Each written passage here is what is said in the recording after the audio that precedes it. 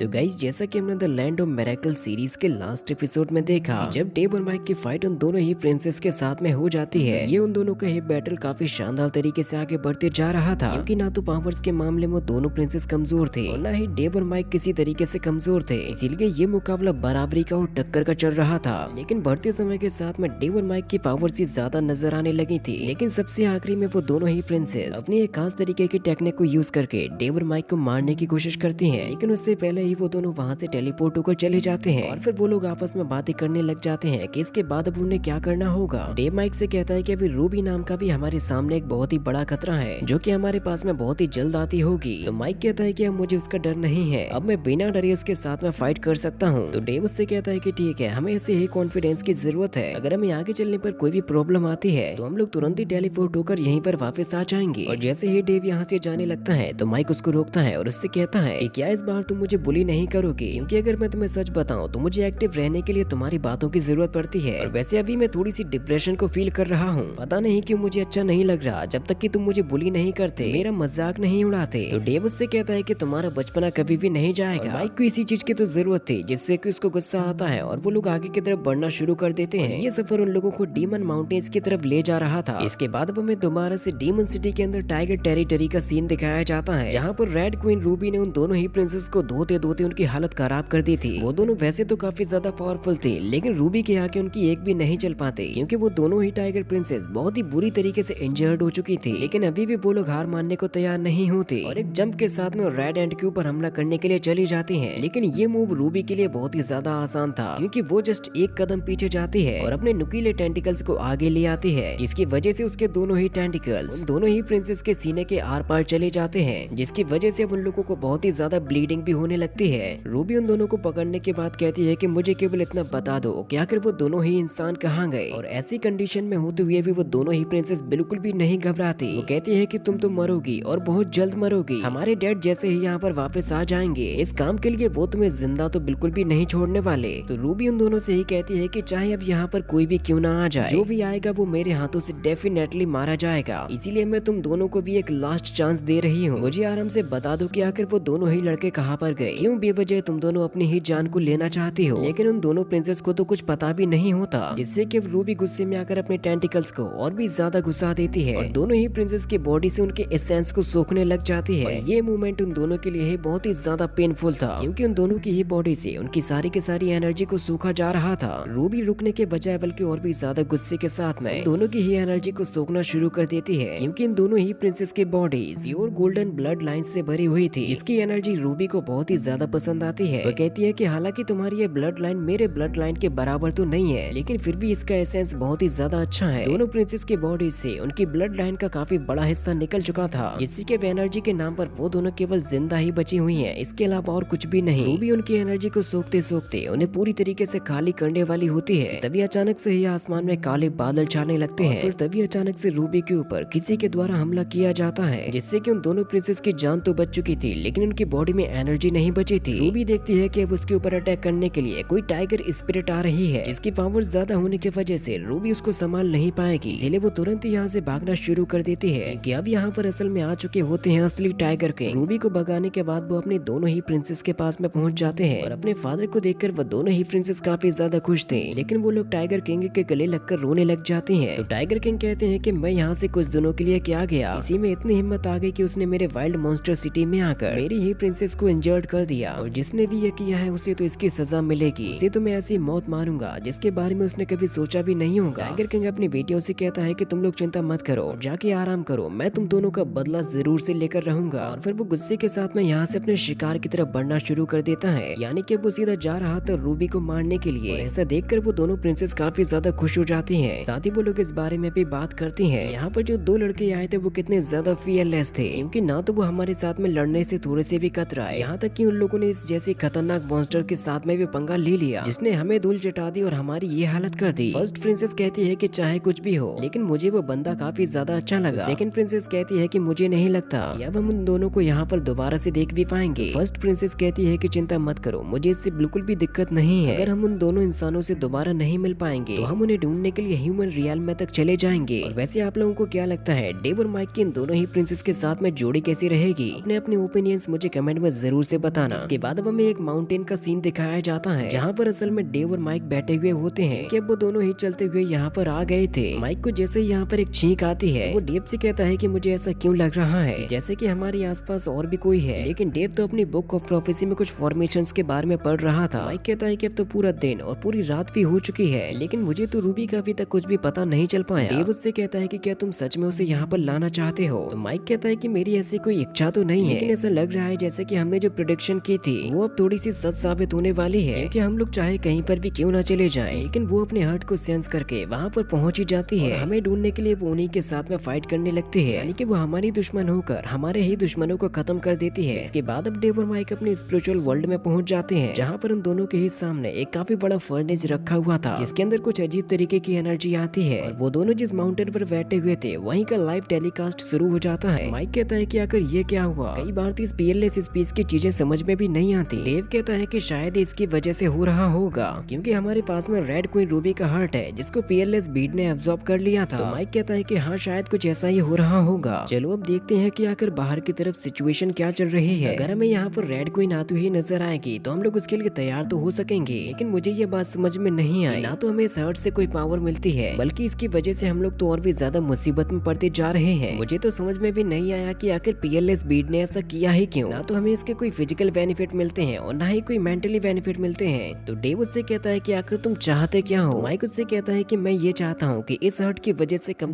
हम लोग 10th level को तो पार कर ही जाएं। अगर हम लोग 10th लेवल को पार कर गए तो हमें कभी भी रेड क्वीन से डर नहीं लगेगा। तो डेव उससे कहता है कि तुम बच्चों जैसी बातें करते हो और हमेशा ही करते रहोगे। सच में ये उम्मीद करते हो कि तुम्हें मॉन्स्टर की पावर से पावर मिले? तभी माइक कहता है कि लगता है ऊपर वाले ने हमारी सुन ली, लेकिन सुनी कुछ बहुत ही बुरी तरीके से है, क्योंकि वह आसमान से नीचे की तरफ आ रही होती है रेड क्वीन रूबी, लेकिन वो यहाँ पर खुद से नहीं आ रही थी, बल्कि किसी के द्वारा हमला करने की वजह से वो बहुत ही बुरी तरीके से माउंटेन से टकरा जाती है कि अब यहाँ पर उसको मारने के लिए आ जाते हैं टाइगर किंग। और इसी के साथ में ये पार्ट भी यहीं पर खत्म हो जाता है। इसका नेक्स्ट पार्ट बहुत ही जल्द आएगा, तो आप लोग जल्दी से चैनल को सब्सक्राइब कर दीजिए।